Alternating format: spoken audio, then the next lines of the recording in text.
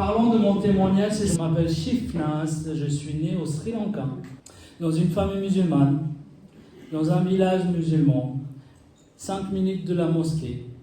Et j'étais élevé par mes grands-parents et suivi par ma tante et mon oncle.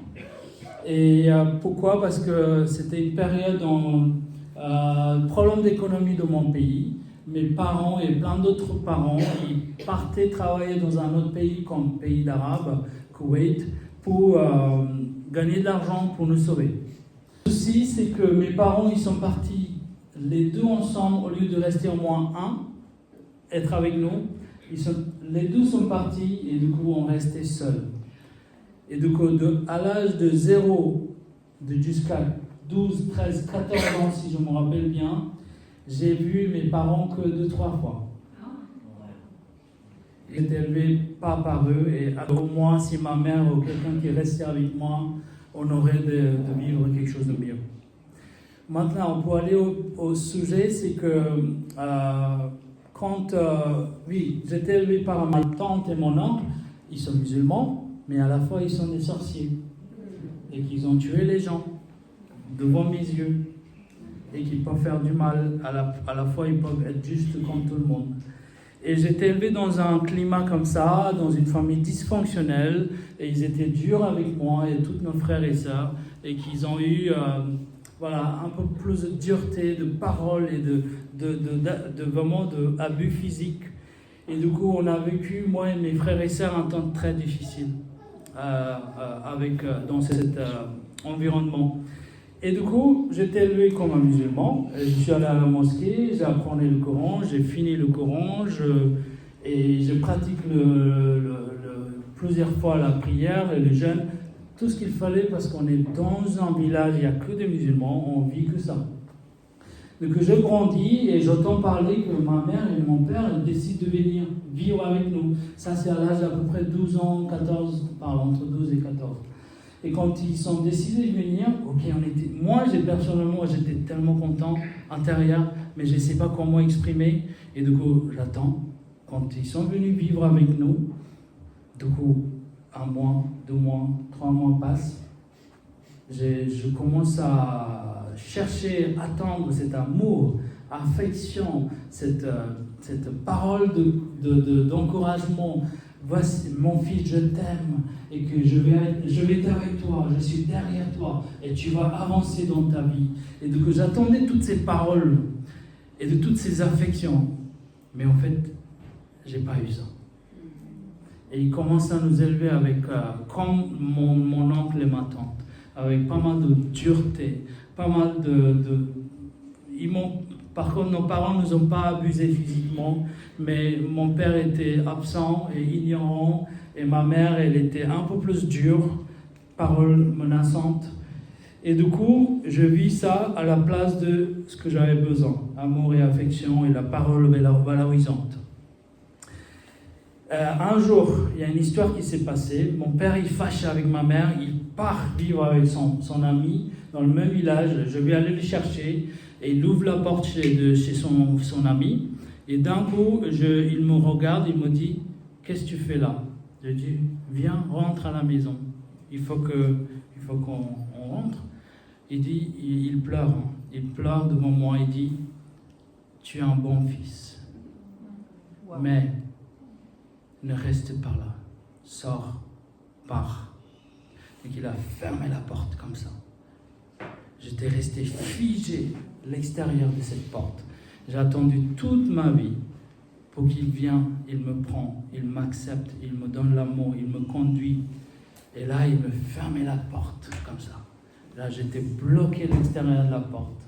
Et j'ai resté quelques minutes pour pleurer. Et à ce moment-là, tout était descendu de ma vie. Tout est coulé. Tout ce que j'attendais, c'est fini. Ça veut dire que j'ai compris qu'il ne va pas m'aimer. Et j'ai compris qu'il ne peut pas m'accompagner. J'ai compris qu'il faut que je parte. Et du coup, à partir de ce moment-là, j'ai compris. J'ai fini mes études rapidement. Et du coup, j'ai quitté. Je suis allé travailler. Je ne voulais pas rester à la maison. Parce qu'il n'y a pas d'amour. Il n'y a pas d'affection. Il n'y a pas quelque chose qu'un humain devrait recevoir. Et n'oublions pas, ce n'est pas la faute de mon père et de ma mère. Eux-mêmes, ils sont blessés 2 fois plus que moi, je suis blessé à travers eux. Il faut qu'on se rende compte de ça. La terre entière est blessée. À cause de la chute, depuis Adam et Ève, toute humanité et les pères et mères sont blessés. Et quand je suis allé parler avec mon père plus tard, il m'a raconté son histoire, pourquoi il ne pouvait pas me toucher, pourquoi il ne pouvait pas m'aimer. Il était physiquement, violemment attaqué dans sa famille, par ses parents ou par ses frères et sœurs. Et il n'avait aucun amour. Il avait 2 pères, les 2 ne l'ont pas accepté. Il avait la honte dans le même village de vivre avec ces 2 pères qui ne l'acceptaient pas. Et c'est comme ça, sa mère était avec quelqu'un d'autre et il est un enfant de cette personne. Et donc il a honte de venir. Il ne sait même pas ce que c'est l'amour. Et comment il va m'aimer. Et j'aimerais que les gens qui sont là, ici, et qui croient encore, et que la faute de mon père, il faut qu'il paye. La faute de ma mère, il faut qu'elle paye. Les amis, quand vous allez au ciel, vous allez comprendre mieux. C'est pas comme ça que ça marche. La terre entièrement est blessée à cause de la chute, à cause de Satan. C'est lui qui a ramené le désordre dans le cœur de l'humain. Et si vous n'allez pas pardonner jusqu'à Adam et Ève, vous allez devenir comme Satan. Vous allez rejeter les gens dans votre vie. Votre cœur va être blessé encore. Il faut que vous pardonnez. Il faut que vous pardonnez. Il n'y a pas d'autre choix. Parce que c'est le pardon qui guérit le cœur. Et du coup, pour repartir un peu plus dedans, et du coup, mes parents, j'ai quitté. Je ne pouvais pas vivre. Je suis allé rapidement. J'ai eu le moyen de partir à Singapour et faire mes études et travailler. Donc, je quitte dans un autre pays complètement à l'opposé de mon village, quelque part de Mowgli. Ma femme me dit que mon village, c'est comme un film de Mowgli. C'est un peu ça. C'est complètement éloigné. Il n'y a pas autre chose. Mais d'un coup, je viens dans un pays où là, c'est comme les États-Unis, quoi. Et là, devant toi, il y a toute la liberté. Tu peux faire ce que tu veux. Mais je peux vous dire, dès la première semaine, j'ai dit quelque chose qu'il ne faut pas que je dise par ma bouche. J'ai dit, je veux pas tuer quelqu'un, mais je veux faire tout dans ce monde. Pourquoi je ne sais pas compris pourquoi j'ai dit ça, j'ai compris plus tard. C'est parce que je souffre. Je cherche un amour que je n'ai pas eu dans ma maison. Et du coup, je voulais chercher cet amour dans le monde. Et du coup, c'est pour ça que j'ai dit ça. Et j'ai cette peur. Et je voulais vaincre ma peur en faisant sur l'autre chose. Comme ça, je ne vais pas rester dans la solitude et la peur. Et du coup, à la fin de 4e année à Singapour, et je me vois faire toutes ces choses sans tuer quelqu'un. Ça veut dire quoi?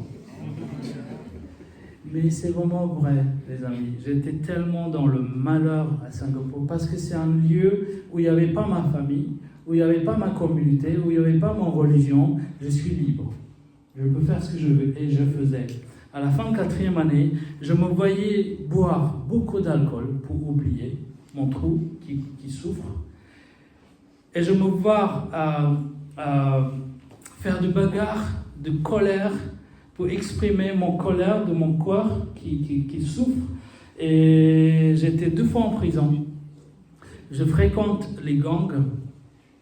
Et aussi de la sexualité, tout ce qui est domaine qui essaie de chercher une satisfaction dans le monde ou oublier de la souffrance. Et donc, quand je continue comme ça, à la fin de mon 4e année, j'ai rencontré ma petite amie, qui est française, et qu'elle n'est pas chrétienne. Et première fois, j'ai senti un amour de humain. Et cet amour romantique qui m'a aidé à abandonner l'alcool, de toutes ces bêtises, de toutes ces mauvaises choses que j'ai faites pendant 4 ans. Et je vis avec elle pendant 1 an vers Malaisie. Je quitte et on n'a pas trouvé un travail là-bas et puis on est venu en France ensemble. Et donc je vis en France, je suis tout seul, je ne parle pas français. Et du coup, dès la première année, tout allait bien. Et que je commence à chercher quoi? Je commence à chercher plus de mon Dieu, de Allah. Je voulais apprendre l'islam. Je jeûne tous les jours. Je commence à devenir pire qu'avant. Ça veut dire que je cherche plus en plus de mon Dieu que de mon religion. Quand je faisais ça, de ce qui se passait, que mon ex-petite amie, elle sait ce que c'est de l'islam et la place de femme dans l'islam. Et qu'elle voulait rapidement partir. Parce qu'elle sait que je vais la ramener dedans. Donc elle décide de quitter. Dès la première année, elle m'a quitté. Donc je suis devenu tout seul dans ce monde, en France en plus. Je ne parle pas français. Là, qu'est-ce que j'ai fait? J'avais envie de mourir parce que la seule personne que j'ai senti un amour humain, c'était elle. Donc elle part et je suis redevenu nouveau, tout seul comme à Singapour. Et que je vis comme ça pendant quelques temps. Qu'est-ce que j'ai fait? Mon cœur souffre encore. J'ai besoin d'aide. Je repars dans le monde, en France. Donc j'étais en Bretagne, à Rennes. Donc je fais la fête. Le jour et nuit, je vais plusieurs fois faire la fête le soir. Et je bois. Je cherche ce monde pour satisfaire ma vie. Et je cherche tout type de choses comme je cherchais. Je dis ça clairement pour que je ne suis plus dans ce domaine maintenant. Mais je dis pour que le monde et pour que les gens puissent comprendre la gravité de ce problème. Oui, il y avait de l'alcool pour faire oublier mon douleur, mais il y a aussi de la sexualité romantique qu'on cherche dans le monde aujourd'hui pour satisfaire le trou qui nous fait mal. Mais ça ne satisfait pas. Parce que l'amour de père et mère ne satisfait pas l'amour de romantique. Ça, c'est un autre truc qu'on peut apprendre. Parce que c'est ce qu'on fait dans le monde, et même des fois dans l'église. On cherche un amour de père et mère qu'on n'a pas eu avec notre époux et épouse. Il y a un amour romantique, mais ce n'est pas le même amour. Et c'est pour ça qu'on n'est pas satisfait à la fin encore. Et du coup, je fais tout ça. À la fin ça durait tout Singapour jusqu'à toute ma vie après que mon ex quitte. Ça prend à peu près 10 ans que je suis dans le monde. Je souffre, je fais des bagarres, je bois. Je suis tellement dedans que je suis en train d'aller fort. Ça veut dire que je n'ai pas peur, je m'énerve. C'est parce que les orphelins, le cœur d'orphelin, il n'a pas de valeur de qui il est. Il ne sait pas qui il est, il ne sait pas où il va, il n'a pas peur, donc il peut foncer, il peut faire des choses, parce qu'il ne sait pas où il va, il appartient à personne. Et du coup, c'est ce que je faisais, et je n'ai pas peur d'aller dans le prison, je n'ai pas peur d'aller bagarrer, je n'ai pas peur parce qu'il n'y a pas de valeur. Donc pendant que je fais ça, et au bout de 10 ans, je ne pouvais plus. Et j'ai vu mon ex, elle est plus avec moi, mais j'ai vu que sa vie était mieux que moi. Mais j'avais une espérance que je pourrais améliorer ma vie, que je cherche à améliorer ma vie. N'oublions pas que j'étais encore musulman, je vais à la mosquée, je prie, j'apprends, je continue. Et d'un coup, je ne veux plus faire cette vie du monde et j'arrête. Et je reste à la maison. Maintenant, au lieu de faire le monde la nuit, je reste à la maison. Qu'est-ce que je fais à la maison? J'avais envie de chercher cet espoir avec la religion de l'islam. J'ai cherché à comprendre pourquoi cette souffrance, pourquoi cette dysfonctionnalité dans ma vie. J'ai cherché une justice pour ça. Pourquoi on est comme ça? Pourquoi c'est dysfonctionnel? Pendant que je cherche ça, et d'un coup, j'ai commencé à avoir un autre problème. Ok, je n'ai pas eu ce problème avant. Maintenant, je ne fais plus du monde, je ne fais plus des choses mauvaises. Maintenant, je suis à la maison, je fais des recherches, je fais des choses sortes. Si je bois juste une bière, je ne bois pas une bouteille de whisky entièrement. C'était le cas des fois avant. Et du coup, mais ce qui se passe, là, c'est un autre truc que je voulais révéler aux gens. C'est que quand j'étais resté à la maison, qu'est-ce qui se passe? Et d'un coup, je commence à avoir des manifestations démoniaques d'un coup dans la maison. J'ai dit, d'accord, pourquoi je n'ai pas eu avant? Maintenant, pourquoi? Je n'ai pas compris. J'ai compris après plus tard. Quand j'étais dans le monde, j'ai déclaré que je veux faire tout dans le monde qui est mauvais, sauf tuer quelqu'un. Mais cette déclaration, attention, quand on déclare quelque chose de notre bouche, il y a soit Dieu prend, soit Satan prend cette parole pour l'utiliser contre nous. Donc j'ai déclaré quelque chose de mauvais, donc Satan il a pris, donc il a fait toutes ces choses avec moi dans le monde. Et quand j'ai arrêté de faire du monde, je suis à la maison, il est venu me visiter. Il dit, on a un contrat. Ça ne passe pas comme tu veux. Donc il vient me parler. Il me dit, il commence à me ramener la peur et la crainte et une tourment. Et que ma tête est devenue comme ça. Il me répète dans ma tête. Il me fait mal.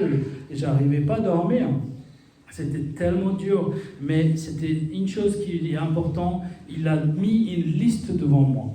Il m'a dit, c'est moi qui t'ai séparé de toi et ta famille depuis que tu es petit. C'est moi qui ai séparé de toi et tes parents et ta famille. Et c'est moi qui a fait pour que tu ne finis pas tes études. C'est moi qui a fait pour que tu gardes pas un travail pour longtemps. C'est moi qui a fait pour que tu n'as pas de visa. J'ai perdu mon visa en France. C'est moi qui a fait pour que tu te sépares de ton ex ici en France. C'est moi qui a fait tout ça. Il met une liste devant moi, c'est clair. Il est là, il me parle, je ressens qu'il est là, il me parle. Et ça me fait mal, ça me fait peur. Et du coup, il dit, je te donne deux choix. Soit, tu me suis, comme à Singapour, je te donne des dimensions, je te fais rencontrer les gangs, des mafieux en France, en Europe. Et comme ça, tu vas pouvoir grandir et mieux qu'avant, tu peux gagner une vie mieux qu'avant, dans cette branche-là. Et l'autre choix, tu n'as pas le choix. Ça n'existe pas. Il dit, l'autre choix, c'est que personne t'aime sur la terre. Personne qui t'accroche à ton cœur. Et que tu n'as aucune valeur de qui tu es. Et je vais te tuer. C'est ça ce qu'il m'a dit. J'ai eu deux choix. Et les deux choix ne sont pas un meilleur choix. Mais je dis ça aux gens, mais le monde de ténèbres, c'est pas comme vous pensez.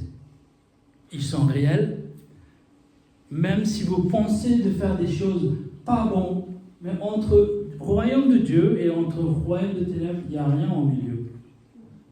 Soit ça ou soit ça. Mais vous pouvez être juste bien, mais quand même, si vous êtes l'extérieur de Jésus, l'extérieur du royaume de Dieu, vous êtes dans le royaume de ténèbres. Il va vous influencer d'une manière que vous ne vous allez pas voir. C'est inconscient des fois. Et du coup, oui, j'étais dans cette condition-là, et que moi, je ne veux pas ces deux choix. Moi, je suis quitté, je voulais aller dans cette direction, et je cherchais à demander de prière envers l'islam musulman, les mosquées, les imams, ma famille au Sri Lanka. Moi-même, je commence à prier à fond, parce que j'ai un problème de cœur émotionnel, abandon, rejet de ma famille, et deux, j'ai un problème de dysfonctionnement. Tout ce que je fais, ça ne marche pas, les études, le travail. Et trois, j'ai un problème de spirituel, des démons. Donc je suis bloqué, je ne sais pas comment sortir. Pendant 6 mois, je souffre de ça, il n'y a rien bouge. La prière des musulmans ou des gens, il n'y a rien, il n'y a pas de réponse. Et jusqu'à, j'ai fait une dernière prière, j'étais à genoux, dans la prière musulmane encore, et j'ai demandé une prière avec mon cœur. Je pleurais, je dis, qu'est-ce que j'ai fait à ce monde pour que je souffre comme ça? Et j'ai demandé, où sont les bonnes personnes qui pouvaient m'aider dans ce monde? La semaine après, même semaine après, et je commence à rencontrer un groupe chrétien qui sont des missionnaires qui est venu pour implanter l'église en Bretagne. Donc, ils sont venus pour implanter une église, et d'un coup, je les ai vus lors d'une rencontre pour parler anglais dans un bar. Quelqu'un qui vient, première fois, parler de Jésus à moi en France. Les amis, j'ai jamais, c'est en anglais en plus. Les amis, dans un bar, quelqu'un qui parle de Jésus, est-ce qu'un pasteur il va dans un bar? Parce que les pécheurs, ils ne viennent pas à l'église, hein. Il faut aller les chercher. Quand on va faire ça? Merci, si on peut apprendre. Et du coup, cette fille, elle est venue, elle est missionnaire, elle a le courage de venir. Bon, mais elle parle de Jésus. Ah, première fois quelqu'un qui parle Dieu en France. Oh, merci. D'accord, super. Ah bah, du coup, je crée une relation avec eux et j'échange de mon Dieu, de l'Allah, on fait un débat. Il répond avec ah ok, mon Dieu n'est pas comme ça. Du coup, il y avait un échange. Moi, je ne suis pas meilleur dans la doctrine de l'islam et du coup, je fais un peu de débat, pas beaucoup. Mais au bout de quelques mois, on a créé une relation avec eux et du coup, ils m'ont vu que je souffre. Ils m'ont invité que je vais prier pour vous, pour toi, Shifnas. Viens. Du coup, je visite leur appartement. Il y avait plusieurs missionnaires. Ils étaient entre 5 ou 6. Voilà. Et du coup, ils me demandaient, ils me parlaient, on discutait, on échangeait dans la relation. Et puis, ils m'ont proposé une Bible. Je ne pouvais pas prendre la Bible. Ma culture ne m'a pas permis pour que je puisse toucher la Bible. C'est compliqué. Et deux, ils ont prié pour moi. Super, ils prient pour moi. Et je rentre. Apparemment, ils ont envoyé mon nom à plusieurs pays, plusieurs centaines de personnes prier pour moi. Super. C'est quoi le fruit de cette prière? Les musulmans prient aussi pour moi actuellement, à ce moment-là. La mosquée ou ma famille. Ici, ce côté-là, c'est un groupe de chrétiens qui prient. C'est quoi le fruit? Le fruit, c'est que à la maison, je vis avec le ténèbre. Chez moi, il y a des manifestations démoniaques. Donc, je vais travailler. Je travaille dans l'hôtellerie. La nuit, je faisais la réception. La nuit, Satan, il vient. Il manifeste sa puissance dans l'hôtel. Je vais au 12e, 3e étage. Je vais aller fermer la porte de fenêtre. Et il va me parler. Vas-y, c'est là. Il faut que tu suscites et tu sortes du 3e étage. Tout ça, c'était régulier. Et donc, dans cette période, cette prière, deux types de prières arrivent. Et là, d'un coup, un jour, je suis en train de faire l'aspirateur, 5 heures du matin. Et cet esprit, après, il faut comprendre que l'esprit mauvais, ils ont une puissance. Il faut accepter ça. Et donc, cet esprit, il est venu me contrôler pendant que je suis faire l'aspirateur. Cet esprit mauvais, il m'a contrôlé. J'étais figé. Il a parlé comme avant, mais c'est différent. Il a parlé.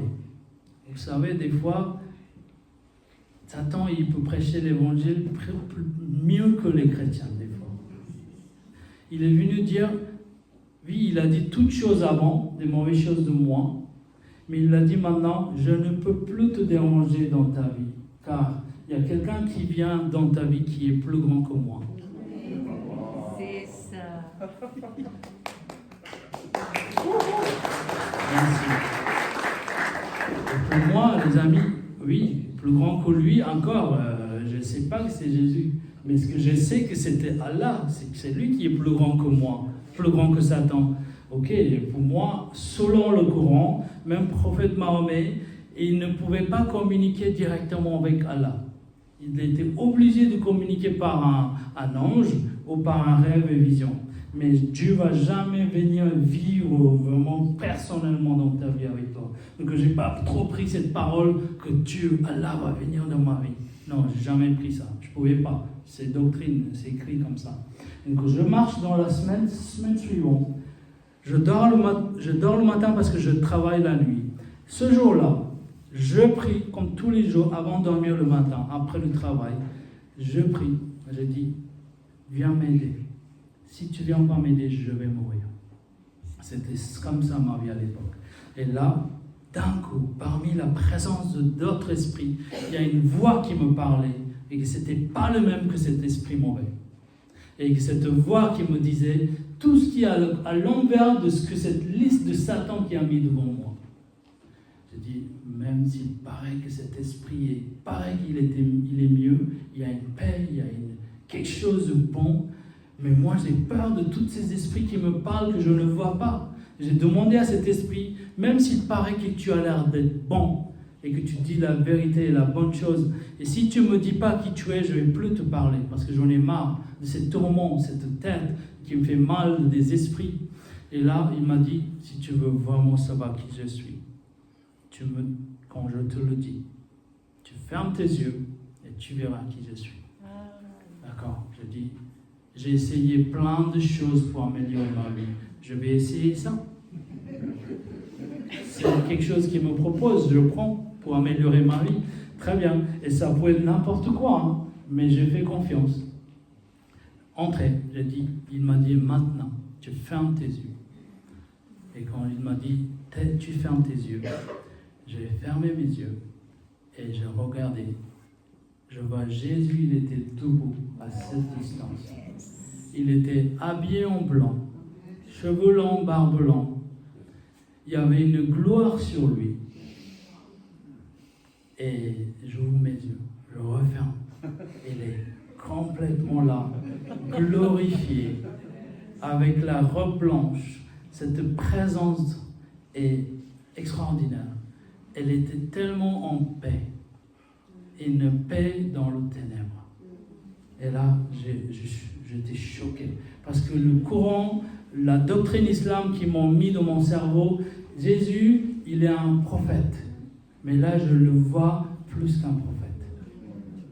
Il est un divin, il est Dieu, il vient de Dieu. C'était ça, comme ça que j'ai décrit. Je suis allé dire le lendemain à mes amis chrétiens, un qui était content et l'autre, il ne sait pas réagir, il pleure. Et moi, je suis choqué, mais encore, je ne suis pas touché. Et là, ils m'ont vu, je galère avec ça. Ils m'ont dit, Shifnas, du coup, tu connais le Dieu, Jésus de Coran, prophète, mais tu ne connais pas le Jésus de la Bible. Et ils m'ont invité à regarder un film de Jésus, de la Bible, de Évangile de Jean, et je suis allé voir, et à la fin du film, c'est pas à la fin, au milieu de la film, Jésus il est venu, il a dit ça. Je suis venu pour que tu ne restes pas orphelin. Vous voyez ma vie, mes parents vivants, mais je vivais comme un orphelin. Et il disait à ses disciples, je suis venu pour que vous ne restez pas comme un orphelin. Pour que vous et mon Père, et que vous deveniez un. Pour que vous ne soyez pas seuls. Et que cet amour de ciel, et que rencontre l'amour de le cœur du ciel rencontre le cœur de la terre qui nous sommes. Et là que j'étais touché. Cette parole est venue comme une double tranchant couteau, est venue couper les mensonges de mon cœur. Et qui coupait, et qui connaît cette histoire de fils prodigue. Et c'est ce fils qui est parti en prenant l'héritage et aller dans le monde, faire tout ce qu'il a fait du monde. Et encore ce monde ne le satisfaisait pas. Et il a vu que son père, il était mieux chez lui. Il retourne et son père, il le voit venir. Au lieu de le voir, il a péché contre moi. Au lieu de le voir, il a fait toutes ces mauvaises choses qu'il ne faut pas faire. Et ce père, il court vers son père, son fils. Et c'est ce qui se passait à ce moment-là. Et quand j'ai regardé ce film, j'ai ressenti cet amour de père couru vers moi. Et qu'il me prenait dans les bras. Il ne m'a pas vu comme ce que je faisais dans le monde. Et il m'a vu comme il m'a créé. Et cet amour commence à couler dans mon cœur. Et je rentre à la maison, je pleure. Je pleure pendant 45 minutes, 1h30. Le lendemain, je pleure. Je vais au travail, je pleure devant les clients. Je prends le métro, je pleure devant les gens. Ça a duré au moins, ça c'est une vérité, pendant 3 mois à peu près, tous les jours, je pleure d'un amour puissant. Extraordinaire.